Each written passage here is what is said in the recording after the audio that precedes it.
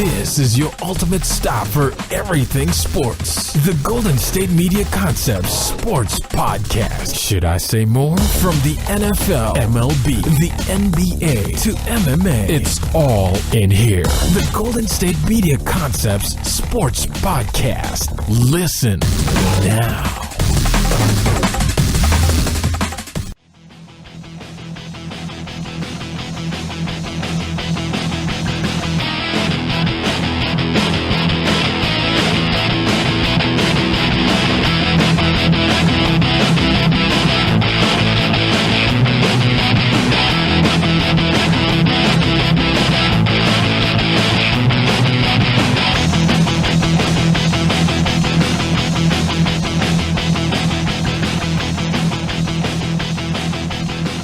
And welcome to the GSMC Sports Podcast, brought to you by the GSMC Podcast Network. I am your host, Jeff Malinoff, and with me once again is Marc Souza. We're going to be talking about the Thursday night football matchup between the Colts and Patriots and how that went. Pretty good for the Patriots, not good for the Colts. We're also going to be talking about the Mcgregor Khabib fight that everyone's talking about for this weekend. And then we're going to talk about the MLB postseason as well as the Week 5 matchups that are happening on Sunday.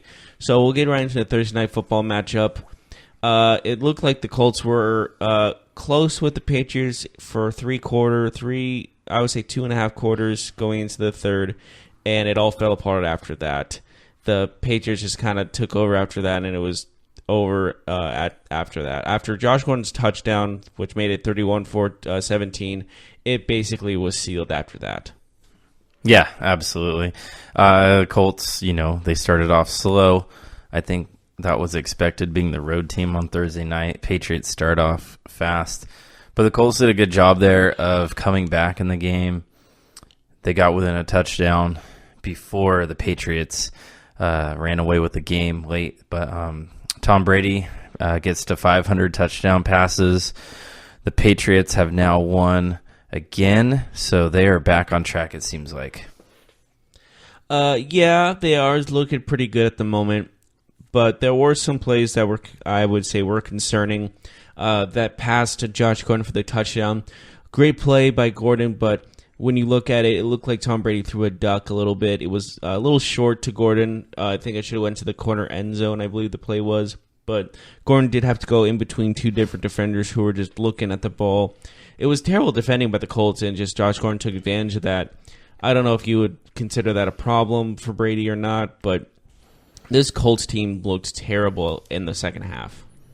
Yeah, and we're talking about a Colts team that already is without a lot of weapons on offense. Their defense has actually been respectable this season. But, we're looking at a team that came in last night with a grip of injuries, and I didn't really think they had a chance in this game because they had notable players out, like both tackles, T.Y. Hilton, and of course our starting running back Marlon Mack. So yeah, it's another game for the Colts. They dropped, so they're now at 1-4. Patriots improved to 3-2. And what do you think about the Colts? Are we looking at the worst team in their division? It wouldn't surprise me at the moment because they are playing pretty terrible. Their offensive line is anything but good. They've been struggling throughout that entire game, barely getting enough time for luck. And looking at this whole game, I can totally see them at the bottom of the barrel, if not in the whole league. Yeah, so right now they are last in the AFC South. Tennessee out of that last place though. I don't see it. Tennessee and Jacksonville are 3-1, so both teams could potentially move to 4-1 after this week, which would put the Colts in a 3-game hole early, which is big. Regardless, I think they would still be in that hole.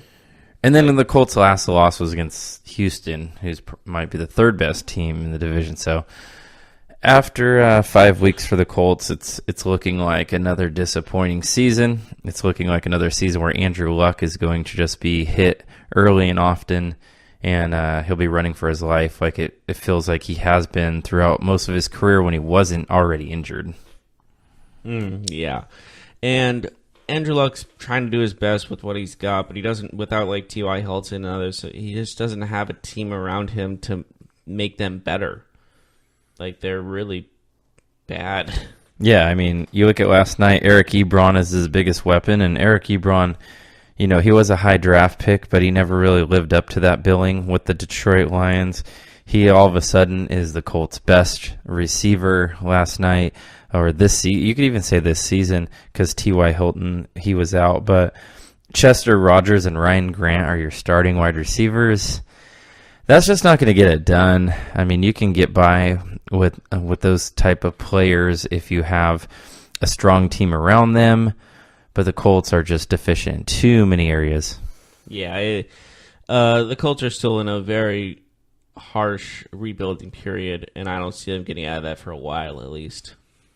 Yeah, they're going to have to address a lot of needs. It looks like this offseason. We're looking at, and obviously, offensive line help is still needed. They did draft Quentin Nelson last year as a guard, but I could see them definitely drafting a tackle in the first round, especially if they're like in the top 5. Yeah, they still need a lot of work. It's getting to a point where it's getting a little ridiculous. Just how bad they're playing. Frank Wright is turning into a pretty bad coach, in my opinion. He's not doing very well. Do you say that because of like decisions that he's making, or do you? Yeah, it just doesn't seem he's like, you know, a coach supposed to be a leader and all this stuff. He just doesn't seem like that kind of guy. Yeah, I mean, his comments after that Houston game were interesting when he said, you know, where they went for it on that 4th and 4 from, you know, on their own side of the field.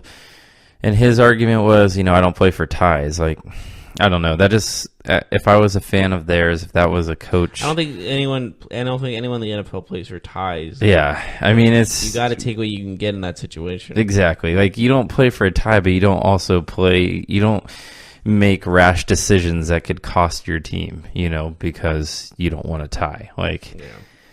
It's not a reasonable point of view, in my opinion. So Brady gets his 500th touchdown last night. Belichick actually said something nice about Tom Brady in the media, which is nice because it seems like the media has put them as like adversaries this season. Yeah, we've heard a lot of different things, a lot of different rumors, but you know, Belichick said there's no quarterback that I'd rather have when talking about Tom Brady, and it was that's as what, like, personable and open and nice as that you can get, Bill Belichick. Yeah, seriously. But I think the Patriots are still, like, if not the favorites they're obviously favorites for AFC East, but they're obviously still Super Bowl contenders after this game, in my opinion. Yeah, and it was interesting to see last night, Julian Edelman makes his return, Tom Brady's best friend, I like to say.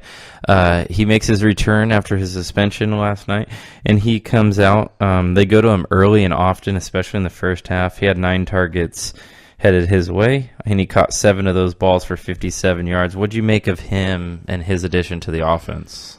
He was all right. I mean, 57 yards is not anything to go on about, but 7 receptions is not bad either. I think he was just trying to get his feet back under him and get back into the grind of things.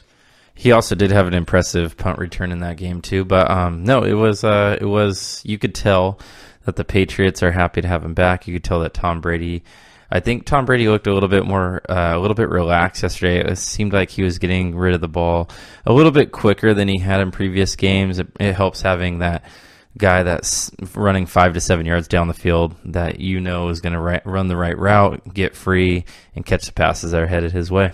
Yeah, absolutely. And this game was kind of competitive in the first half. Second half, it kind of got away from the Colts, but it just showed how kind of bad the Colts are gonna be, not just in this year, but in the years to come. They still have a long ways to go. Yeah, they'll have to address a lot of different areas, like we talked about. And they went for it again on 4th down, if you remember, like the end of the game. But it was one of those things where they were already down by 2 touchdowns. They didn't really have a choice in the matter. But you can tell it feels like Frank Reich's really out of his elements in this. He's in way over his head. Yeah, we'll see. How about that rookie Sony Michel for the Patriots running back? of course, that they picked in the first round, which was unusual for the Patriots to draft a running back that high. He's a special player, though. He was another good game. 18 carries, 98 yards, and a touchdown. Almost back-to-back 100-yard games for a rookie. Yeah, absolutely. He was. He's turning into a very reliable player for New England, and he's a lot more dynamic than I think of the running backs that they've had recently, like Garrett Blount, for example. Like, just doesn't have the quickness, the shiftiness like a guy like Michelle does. Yeah, absolutely. What I'm really looking forward to in this game is definitely, or what I looked forward to was how good Luck would do in Foxborough. He did as much as he could with what he had, but again, this team, he just needs weapons. He needs something around him. He can't do it all by himself. No, I mean, let's look at the offensive players. They had Eric Ebron, Chester Rogers, Ryan Grant, Naheem Hines, Jordan Wilkins. I mean, that's as uninspiring a cast of characters as you can have. Oh, absolutely. It's getting to a little ridiculous point, in my opinion, with the lack of talent the Colts have. Yeah, I mean, T.Y. Hilton, I think, is a good player. I'm not sure if he's like a true number one wide receiver, but he's definitely a top 15, top 20 NFL wide receiver. But yeah, they need more. They need somebody else. I think Andrew Luck probably needs like a big-bodied wide receiver, so maybe that's something that they look for in the offseason or in the draft next year, where they look for, T.Y. is the smaller, quicker guy, the guy that can take the top off of defenses, but they probably need like a red zone type threat player, like a Mike Evans build type of receiver. Yeah, this team just needs work from the ground up, like we said before, and this team is just bad. Just bad. I can't really say anything else about it. So do you know who the Patriots play next week? Is it an AFC East matchup? No. So it's it is a marquee matchup, and it is on primetime television. Is it Monday night? Sunday night. So next Sunday? Well, I'm looking at it now, and they are playing the Chiefs. They are. So their next two, Chiefs and Bears. The Chiefs game. Obviously, the Chiefs have a big game this weekend against Jacksonville, but that should be a game that will be very interesting no matter how Kansas City does this week. Mm-hmm. I don't know if you remember last season when Alex Smith torched the Patriots, him, Kareem Hunt, and Tyreek Hill in that opening Thursday night game.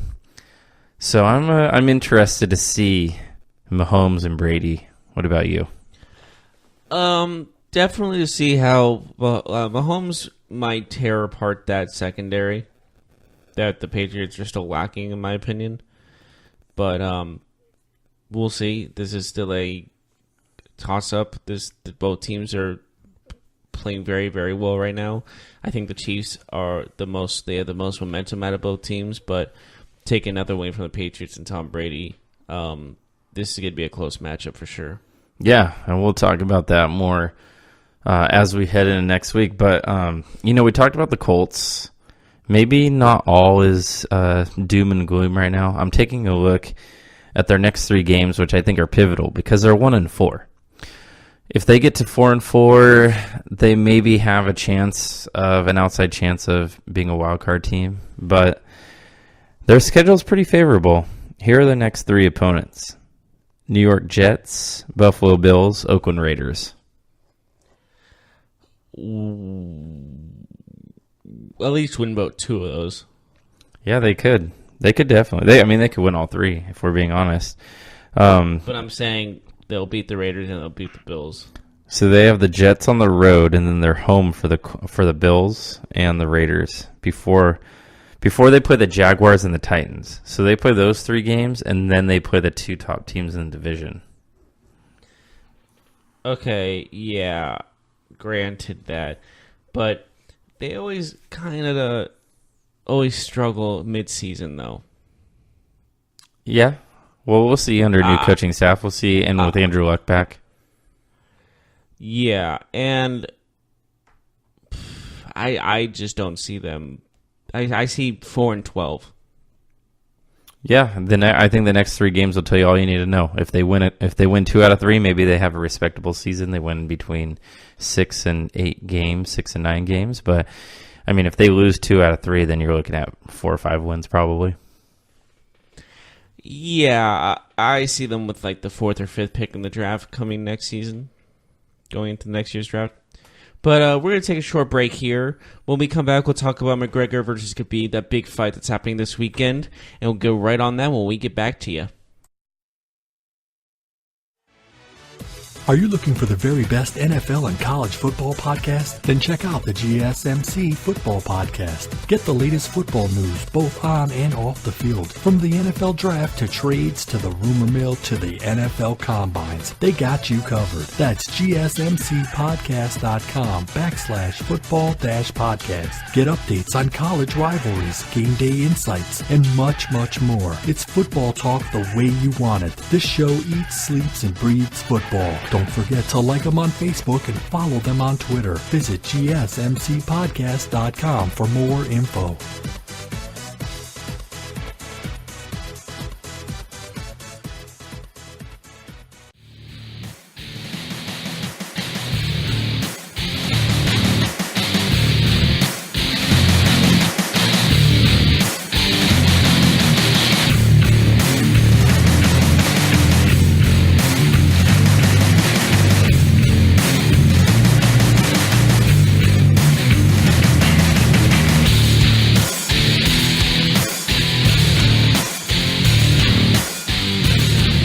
And welcome back to the GSMC Sports Podcast. We just finished talking about the Thursday Night Football matchup that happened between the Colts and Patriots. Now we're going on to this fight this weekend featuring Conor McGregor and Khabib. And you have some things for us to talk about? Yeah, tomorrow night, UFC 229, live T-Mobile Arena in Las Vegas, Nevada. We have, of course... Is it ever not in Vegas anymore? Yeah, true. We have, of course, the man that needs no introduction, Conor McGregor, who is actually one of the top 5 richest athletes of last year in terms of income. Well, which that is, boxing incredible. fight really helped. Absolutely. What was it? It was close to the $100 million, right, for that fight? Yeah, It's something ridiculous. He like cashed. That. Let's put it that way. He didn't make his money on UFC, even though he wasn't fighting. That's not where the money is in the fight game. Is he sponsored by anybody? Like, is Nike or anyone with him? I mean, he's got sponsorships, of course. He also has his own whiskey now, his own Irish whiskey. I don't know if that's gonna make him millions just off whiskey alone, but he did promote it during this the fight tour where they're promoting the fight. But yes. McGregor fights Khabib Nurmagomedov. I don't know how to say his name. That is really, and every really time I figure it out, I forget it. Like, it takes me 10 minutes, I get it, and then 5 minutes later, it's like it never happened. So it's a hard, definitely a hard name to know. So for sake of conversation, we'll just stick to Khabib or Habib. And Conor McGregor, of course. So McGregor comes in 21-3.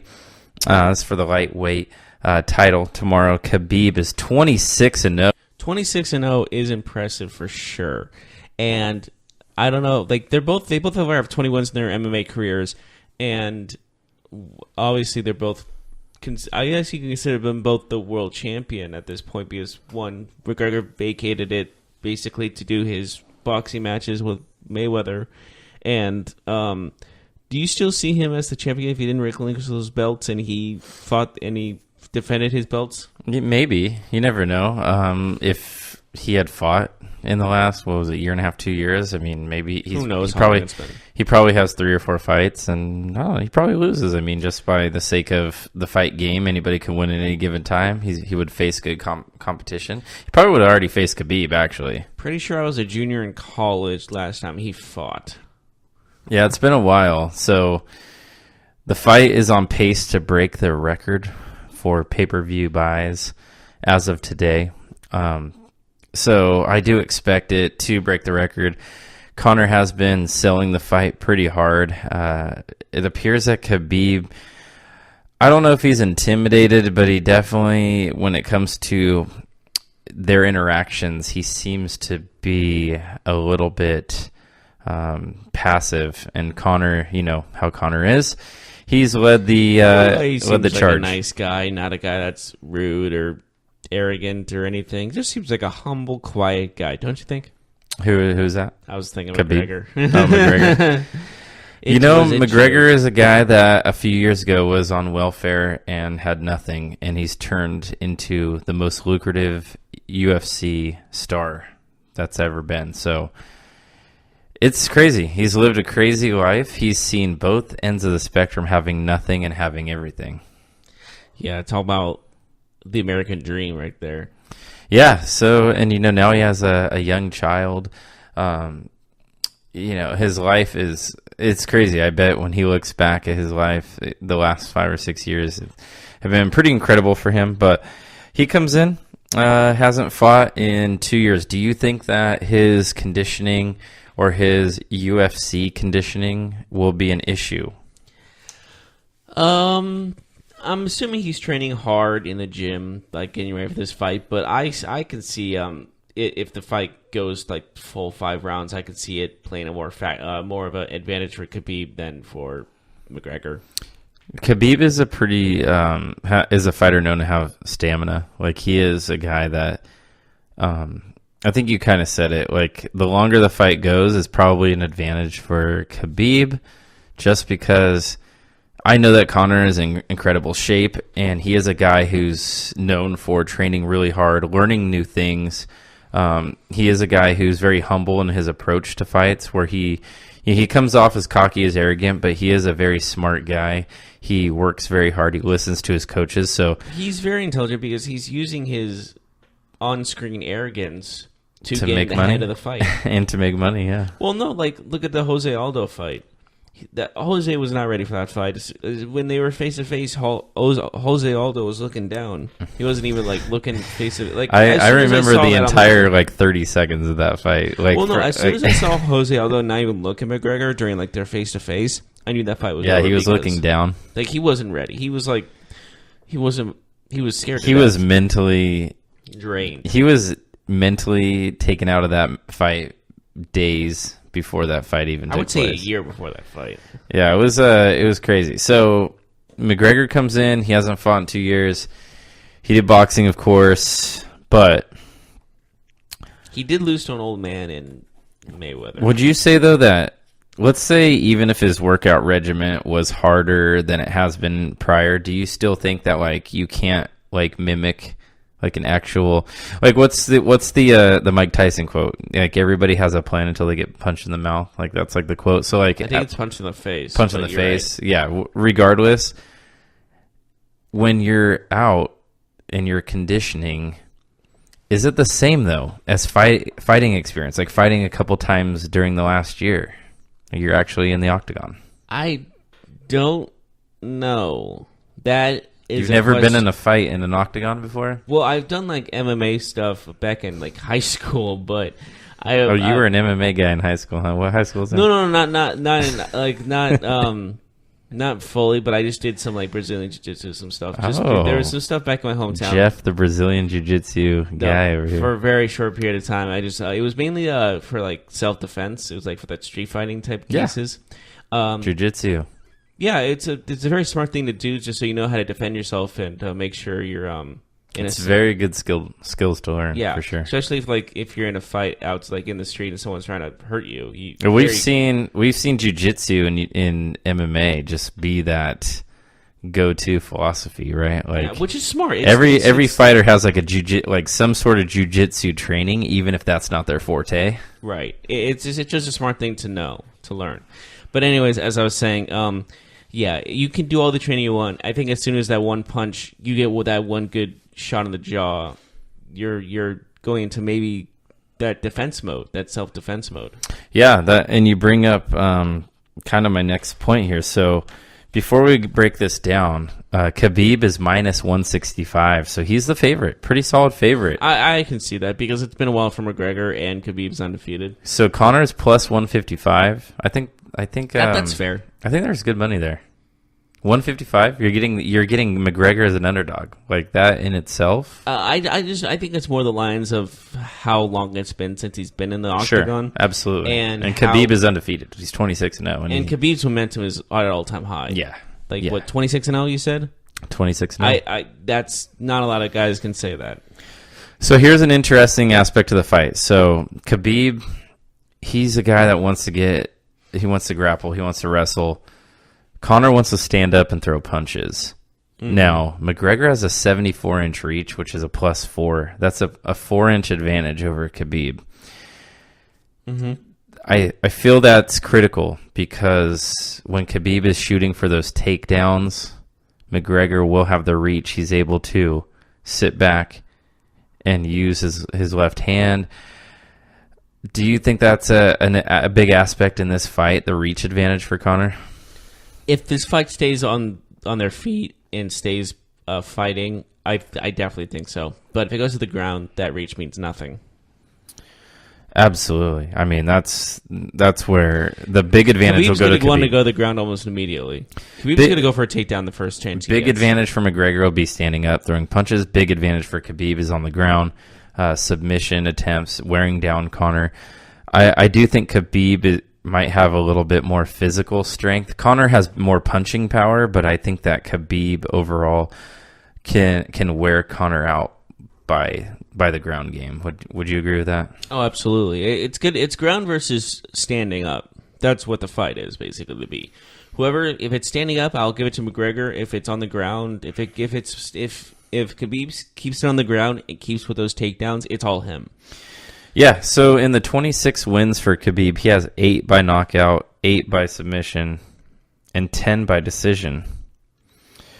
But look at McGregor's previous fight last time he went to the ground. Diaz choked him out. Yeah, I mean those battles against Diaz showed. But McGregor was dominating that fight standing up. Right. As soon as I went to the ground, McGregor had no answer. So if this happens again, Khabib's taking this fight. Yeah, I mean, that's exactly going into it, what you'd expect Khabib to be looking for his coaches to be training him on. Obviously, he's going to feel more comfortable. Conor has 18 knockouts in his career of his 21 wins. Fights, yeah. Only 2 have gone to decision and only one submission. So he's lost by knockout only once. So what do you see? What do you see for this fight? Do you see it lasting 5 rounds, or do you see an early finish? If Khabib gets an early takedown, this is either going 5 rounds or a 4th round submission for Khabib is my guess. If it stays on the if they stay up through this first round, it's going down in the first round. Do you think that Khabib will be able to withstand the striking power of Conor? Let's say in the first couple of rounds. That's the biggest question going into this fight. But I'm asking you. Do you think he'll be able? Okay, so Khabib has been in fights with strikers before, but I don't think with the one punch power that McGregor has. So you talked about Diaz McGregor, and it's actually those 2 fights are fights that I like to look back on because you said it. McGregor, he hit Diaz a lot, but Diaz has an incredible chin where he wasn't going down where other fighters like Aldo or somebody else might have been knocked out. Mm-hmm. And Diaz was able to force a win. He got a win by submission, and he forced a close decision loss, which is controversial, because McGregor wasn't able to knock him out. So that's kind of the thing here, in my opinion, is that if he can't knock him out, he loses his fight, right? Would you agree with that? Yes. So if it goes a decision, you have Khabib? Yes. If it goes a full 5? Okay. McGregor's only winning by knockout. So or TKO. So let's get your prediction. I want I'm going Khabib. In what round or how? Khabib decision. Khabib decision? Mm-hmm. Because when McGregor is on the ground, he goes into panic mode, but he also manages to survive a lot of onslaught. But if he gets taken from the back, it's over. So it's either a 4th round submission or a 5th round decision for Khabib. I hate to go against McGregor, but Khabib just is on a tear right now. Going into this fight, I had Khabib as my favorite. Stupid phone. Sorry about that. My phone just decided to use their alarm for some reason at 7:50 in the morning. I don't know why, but it did. So Khabib was my favorite going into this fight. But over the last 24 to 48 hours, my opinion has changed. And I think it's Why? Just because I actually think Khabib is out of his element when it comes to the mental part of this. I think that Conor has gotten into his head. And with that, I think Conor wins by knockout in the 3rd round. You're going 3rd round knockout. 3rd round knockout. But I agree with you that if it goes to decision or if it lasts till 5, then Conor will lose. So Conor doesn't really have a stamina. I think Conor's odds of winning decrease by round, if that makes sense. Like he'll start off as my favorite in the 1st round. He'll start off, and of course we won't know how the fight's going to go. This can change, obviously. Of course. But I'll say, 1st round, if the fight ends in the 1st round, Conor wins. If it ends in the 2nd round, Conor wins. 3rd round, 50-50. 4th and beyond, Khabib. Does that make sense? This is probably going to end with like a 1 round knockout by Khabib. Wouldn't something completely like weird, not... So let me ask you this. UFC, MMA in general. If you watch that fight, are you happy with that? Like, everybody wants to see excitement. That's part of the UFC. They don't want to watch a boxing match that lasts 12 rounds and nobody gets knocked out. So are you a guy that wants to see a 30-second, 40-second knockout? Or are you a guy that wants to see 3 or 4 rounds I wanted to see... with a finish? I want to see 3 to 4 rounds with just punching their lights out with some slams, I like a fight with some blood in it. I'm kind of sick that way. But if I see like a 1st round knockout in the first like 10 seconds and it's like a TKO type of thing where the guy just stumbles and he just gets punched, it's like, really? Yeah. But if it's like a 1-punch knockout and the dude just legit like he stiffens up knockout, then I'm like, okay, I can end that. But if it's like he gets punched and then just kind of stumbles a little bit and then gets taken advantage of, then it's like, that's not what you wanted to see. Cool. Yeah, so that's our predictions. You got Khabib by decision. I got McGregor. Or 4th round submission. You can't just pick 2 things. You did. I said McGregor 3rd round knockout. You said or 1st round knockout. No, I said... Fine, I'll just go decision. Yeah, okay. So with that, I think we should go ahead and take a break. And we'll come back and we'll talk about this weekend's big NFL matchups in detail. We will get back to you right after this. Check out the show that's built on the MMA. From the UFC to extreme cage fighting, they got the fights covered. Check out the GSMC MMA podcast. Get the latest news on past or upcoming fights. Join us as we talk to and about some of the biggest names in the MMA, past, present, and future. When it's the fight game, there's just one show to check out. GSMCpodcast.com/MMA-podcast. Don't forget to like them on Facebook and follow them on Twitter. Visit GSMCpodcast.com for more info.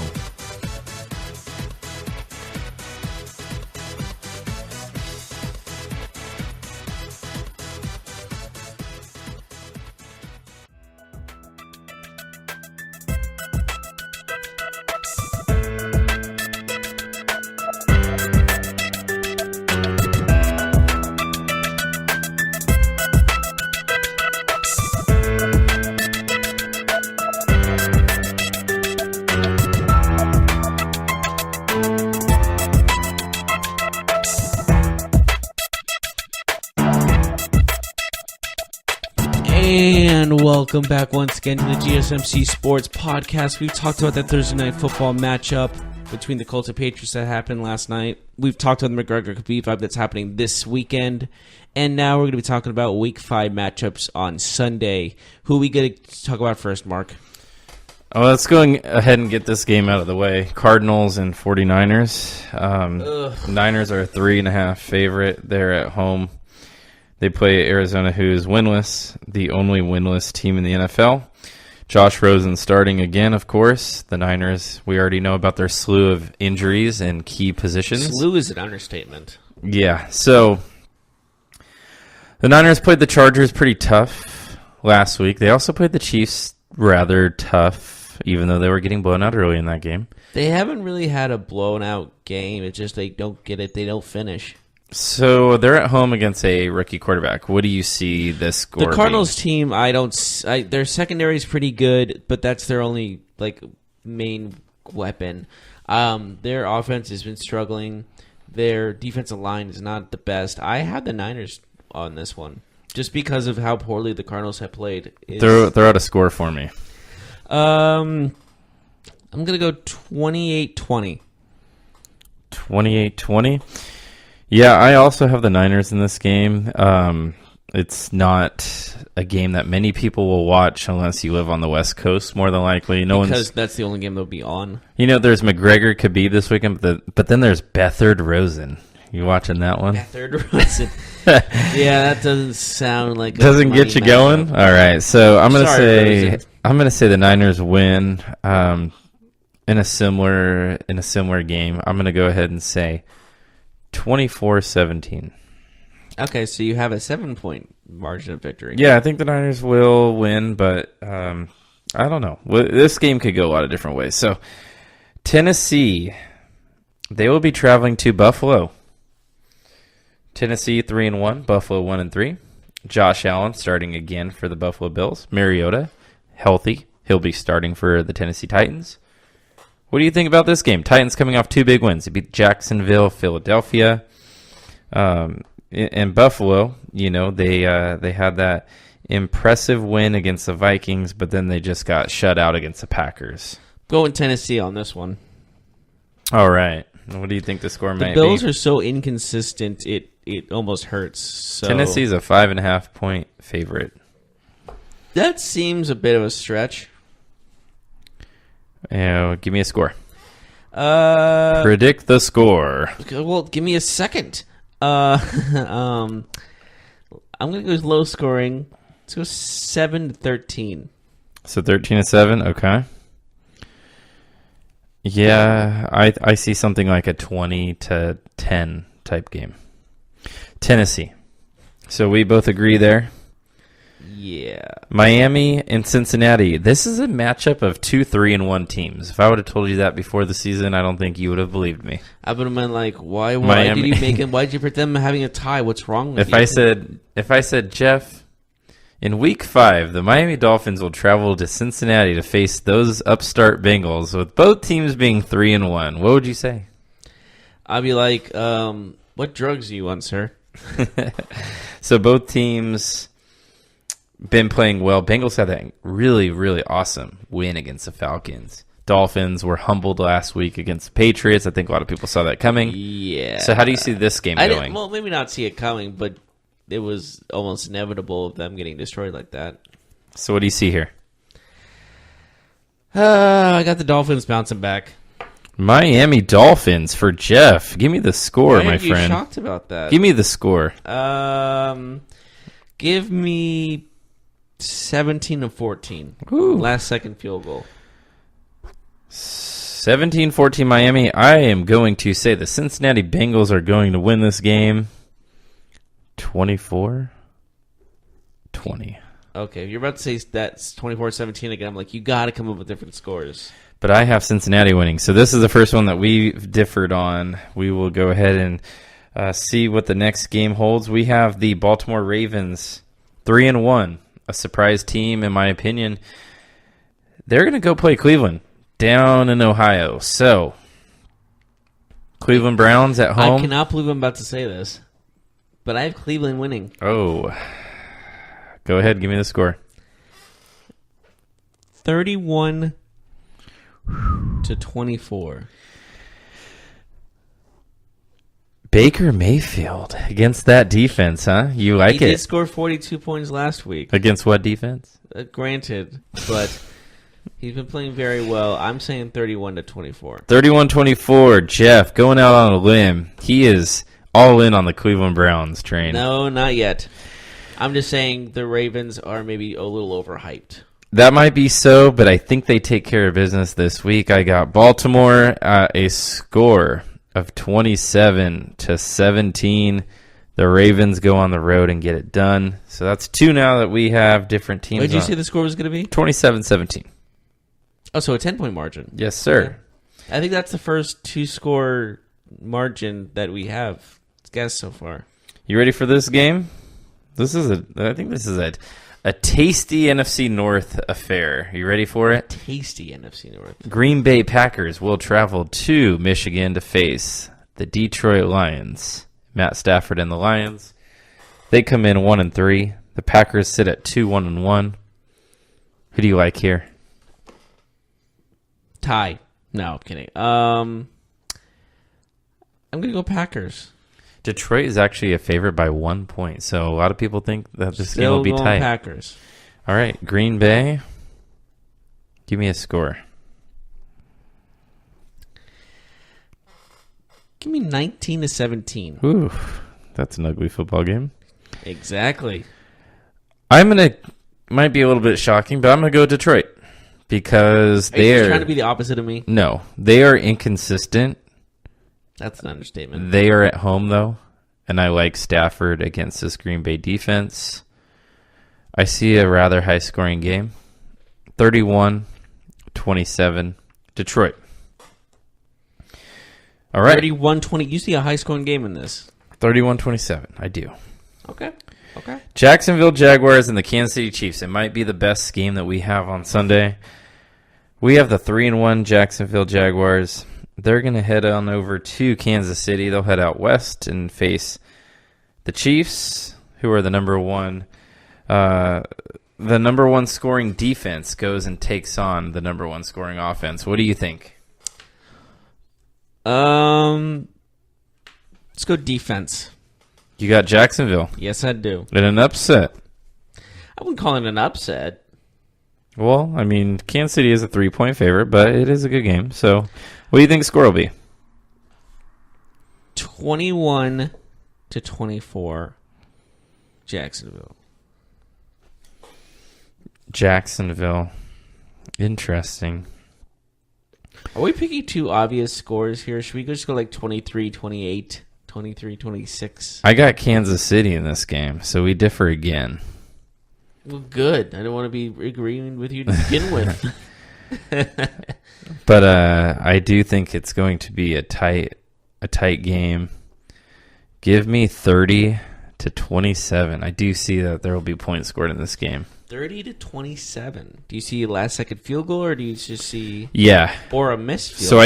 I think the 30, where I get the 30, is that Kansas City will have to kick some field goals where they've been scoring pretty much touchdowns every time. And Jacksonville will be able to score points as that defense for Kansas City is atrocious. But I do see the Chiefs pulling it off. They are at home. They're on a roll. And I know Jacksonville's got a great defense, but I like Travis Kelce and Patrick Mahomes in this matchup. Okay. Moving on. We have the Denver Broncos. They will be flying out east, coming off of their loss on Monday night to the Kansas City Chiefs.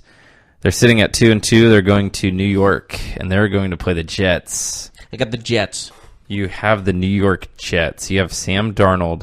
And what will the score be? 10-14. All right, 14-10 for Jeff and his New York Jets. Don't say that again. My New York Jets? No, they're just the New York Jets. No offense to all Jets fans, but I'm not aligning myself with that. I do like the Jets as well. I like them being at home. Sorry, and Fireman Ed. and the Broncos. I got you a little bit, didn't it? Yeah, Jets. J what? Jets. You said you didn't spell that correctly at first. You can go back to the tape. We can go back. I think you spelled it wrong. Guaranteed I got it right. I'm never wrong. So, New York Jets, I also have winning. All the scores that are going to happen, are going to be correct. When we come back and we see that I've got more right than you, then you'll understand. Okay. New York Jets are going to win this game because of the short week that Denver's on. They're traveling east. New York Jets will win 24-17. So you're going to agree with me on this? You said Jets 14-10, so yes, we are on the same page. We're right there. Finally, Falcons Steelers.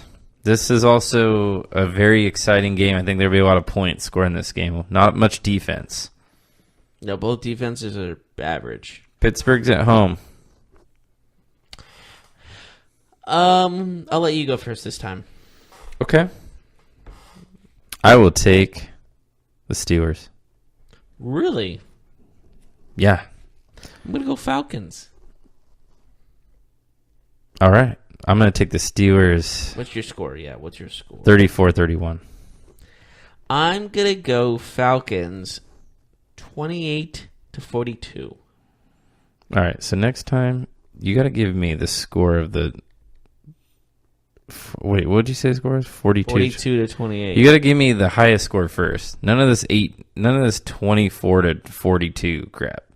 You got to go 42. I'm going to try to throw you off. You tell me. Nope, I'm going to keep. I'm writing these down. All right. I don't care. I'm going to keep you on your toes. All right, we got some more. Maybe wait until I finish my sentence before you write something. We have more to get through, so let's go quickly here.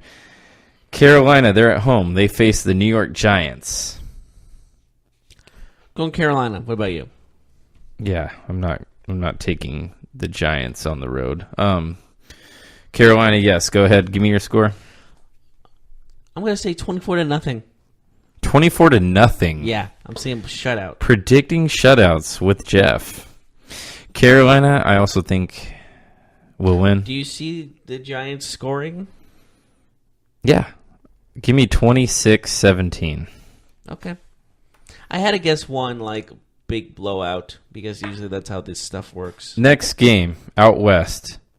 The Chargers, Los Angeles Chargers, 2-2 on the season. They play the Raiders, and I think it might be a Raiders home game in LA, pretty much.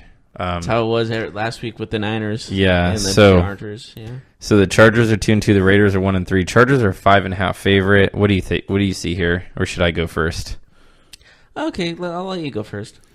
Yeah, I got the Chargers to win this game. Okay, so you see back-to-back wins. Yeah, I have a score of 30-24. I'm going to go Oakland, but not by much. Go 17-20. Here we go again. Can't follow directions. Okay, so I told you I was going to put you on your toes. Gotta wait till you let me finish. So Vikings-Eagles. This is another nice matchup. Interesting. A lot of fantasy football implications and whatnot. Philadelphia is a 3-point favorite. They're at home. They're 2-2. The Vikings are 1-2-1. This is a crucial matchup, in my opinion. I think both teams really need a win here. Who do you like? If we guess tie, is that shocking? If you guess a tie and you get it right, you should win something. But honestly, if any of the games were going to be a tie, it would be this one. Okay, so give me your prediction and score. All right, fine. I'll say tie 24-24. Bring it. Are you serious? It's gonna be it's my stupid prediction of the week. 24. If I get it right, I'm gonna laugh so hard. Just pick a team. I want to hear yours first. Okay, I'll take Minnesota. That might be unpopular, but I think that offense scores enough points, and I like their defense in a bounce back. You don't see a team with 2 ties in a season? Minnesota 27-24. Who do you got? Minnesota 27-24. Do you see it? For this week, I might have to agree with you with Minnesota, but Even though Philly's at home? Yeah, because how badly they played last week wasn't the same team. Just give me a score. Okay, 24-20 Minnesota. 24-20 Minnesota. All right, we have 2 left here. Obviously, we won't talk about the Monday night game until Monday. Mm-hmm. So the last 2 games, the last game in the afternoon will be the Rams traveling up north to face the Seattle Seahawks. The Rams, of course, they need no introduction. They are on fire. The Seahawks are struggling, but they are 2-2. Well, who do you like in this matchup? Interesting question. With both teams that you said both of them are 2-2? No. The Rams are 4-0. That's what I thought. I was like, wait a minute. That didn't make sense to me. Rams. Score. 35-10.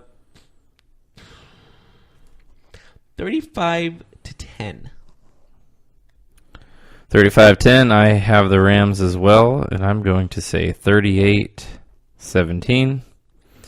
I think they'll continue their streak, their roll. Go up north. They always give Russell Wilson problems, and I don't see that changing this Sunday. All right, for Sunday night football, we have America's team, the Dallas Cowboys, led by Dak Prescott, on a 2-2 season. They're coming off a win against Detroit, and they're going to host. Actually, they are not going to host. They are going to be hosted by the Houston Texans, who are also coming off a overtime win against the Colts. So, in this game, I'm actually going to predict that the Cowboys win, and I'm going to go with a score of 24-21. I'm going to go and upset Texans. Is it an upset? I'll say the Texans. Texans are favored, so. Are they really? Yeah, they're at home. It feels like it'll be it's still. So Houston in what score? 6-14. So Houston 14-6. Okay. All right. So let's recap. Did I keep you on your toes? I have the Niners. You have the Niners. I have Tennessee. You have Tennessee. I have Cincinnati. You have Miami. I have Baltimore. You have Cleveland. I have Detroit. You have Green Bay. I have Kansas City. You have Jacksonville. We both have the Jets. I have Pittsburgh. You have Atlanta. We both have Carolina. I have the Chargers. You have the Raiders. I have Minnesota, and you do as well. We both have the Rams, and then you have Houston, and I have Dallas. And that rounds up our Week 5 predictions. All right, we're going to take a very short break, but when we get back, we'll be talking about anything else in the week of sports. So Major League Baseball. We'll talk about the playoffs. We can do that, but we'll talk about anything else we think about when we get back right after this. Are you looking for help for your fantasy football team? Check out the GSMC Fantasy Football Podcast. Get today's best advice on who to start, who to sit, even who you should draft. From sleeper picks to red-hot lineups, they got it all covered for you. That's GSMCpodcast.com/fantasy-football-podcast. We'll cover traditional leagues, dynasty, PPR, even IDP leagues. When you need fantasy help, there's just one show to hit up. Don't forget to like them on Facebook and follow them on Twitter. Visit GSMCpodcast.com for more info.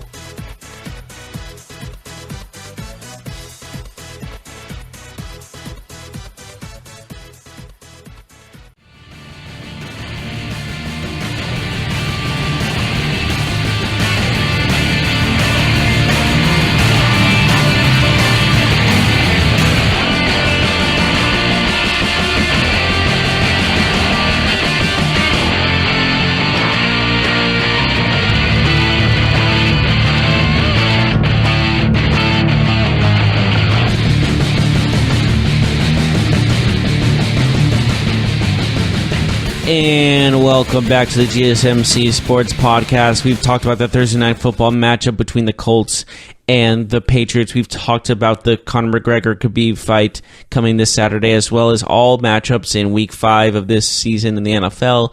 Now we're going on with, you want to talk about baseball, so give us some baseball results from yesterday. Yeah, so yesterday we had 2 series that started in the playoffs, of course. Milwaukee, they hosted Colorado, and the Rockies came into town coming off their win against the Cubs for the wild card. They go into Milwaukee. Milwaukee takes an early 1-0 lead.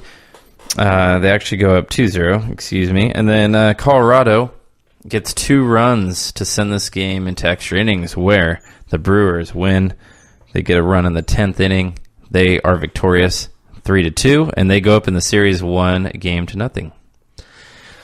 It was a pretty good game, to say the least. I mean, extra innings is always exciting. And we both have... Did you have the Brewers advancing on this one? I have the Brewers. I think you have the Rockies. Yeah, I had the Rockies going to the World Series in this because it's just momentum, basically. This is a tough loss for the Rockies, but I'm going to stick with them, and I think they'll bounce back. Yeah. Christian Yelich was a dominant player yesterday for the Brewers. I really liked the move that they made to get him. He's one of my favorite baseball players. What do you think about him? I like him. I wouldn't say he's my favorite baseball player, but I can see why he's your favorite.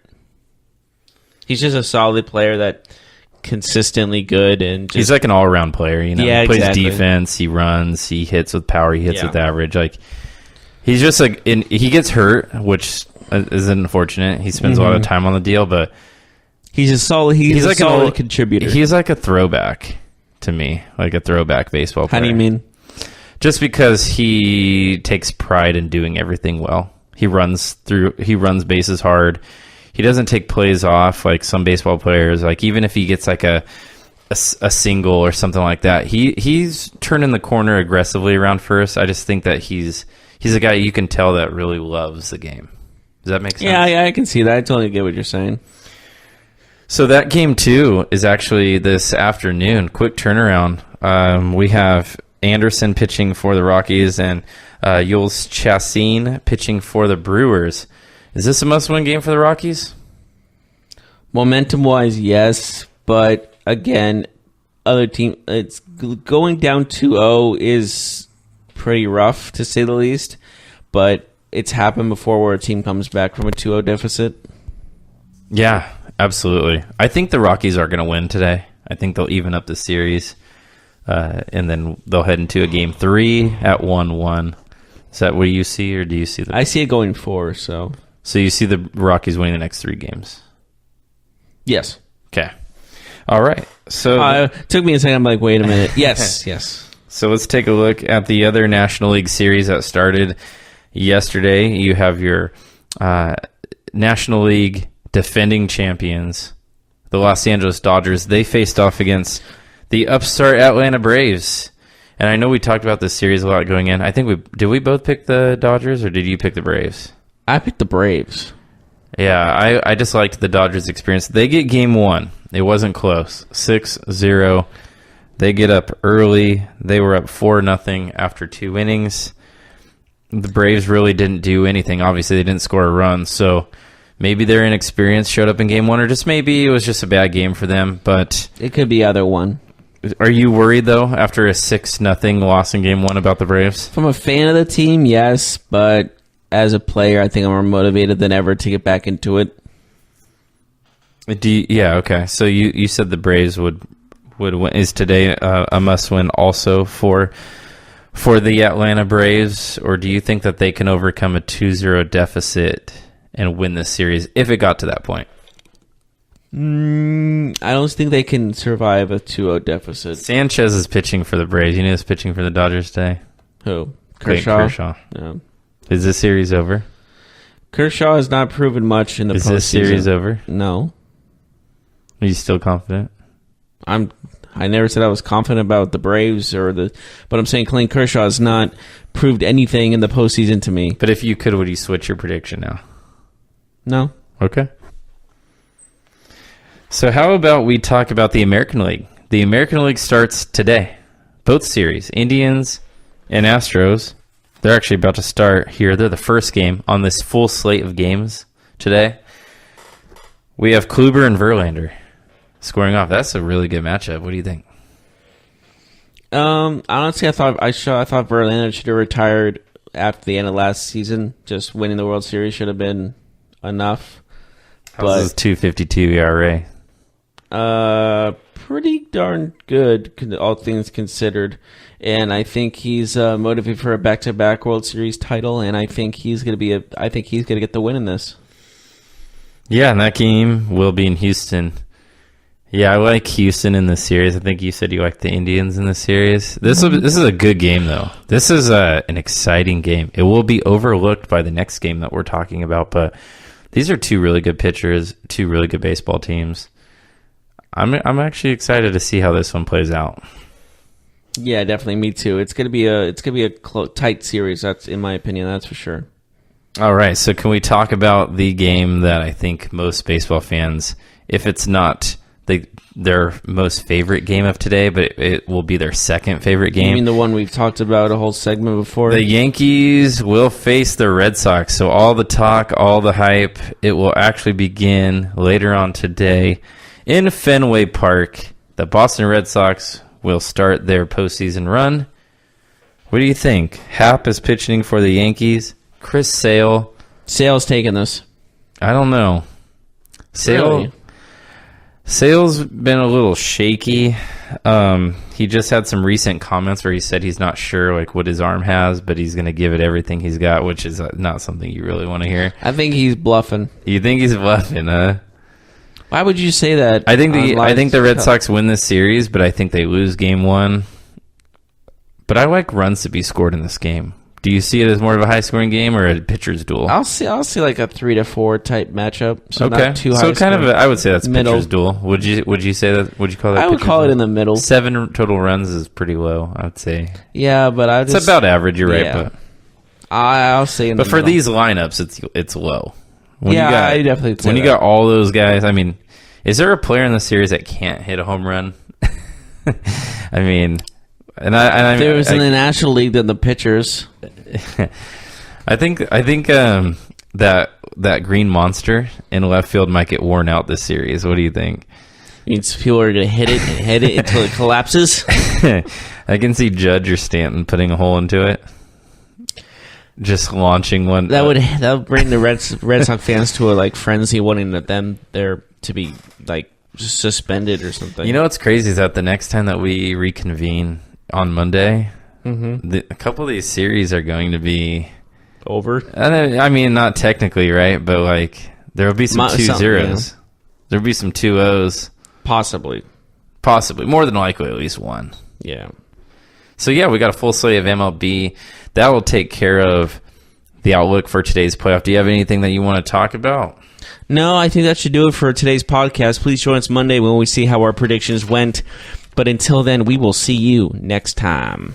You've been listening to the Golden State Media Concepts Sports Podcast, part of the Golden State Media Concepts Podcast Network. You can find this show and others like it at www.gsmcpodcast.com. Download our podcast on iTunes, Stitcher, SoundCloud, and Google Play. Just type in GSMC to find all the shows from the Golden State Media Concepts Podcast Network, from movies to music, from sports to entertainment, and even weird news. You can also follow us on Twitter and on Facebook. Thank you, and we hope you have enjoyed today's program.